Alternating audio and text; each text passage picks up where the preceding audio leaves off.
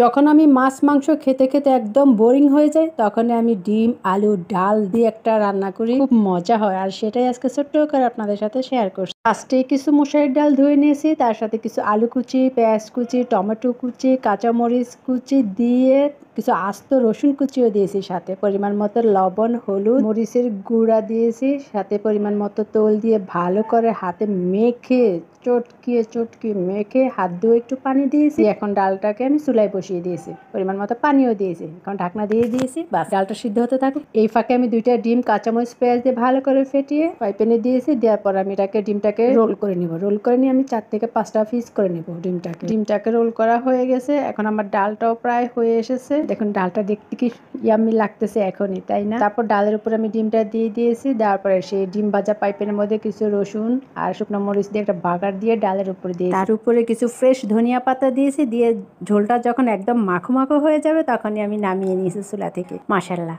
দেখতে যত সুন্দর হয়েছে, খেতে দুর্দান্ত মজা হয়েছে। আপনারা বাসায় একবার হলেও ট্রাই করবেন। যখনই এই তরকারিটা রান্না করবেন অন্য কোনো তরকারি রান্না না, আমি এটা গ্যারান্টি দিয়ে বলতে পারি, এত মজা হয় এই তরকারিটা, খুব ভালো লাগে আমার কাছে। আপনারা কে কে এইভাবে খান সেটা কিন্তু অবশ্যই কমেন্টে লিখে জানিয়ে যান। Thanks for watching.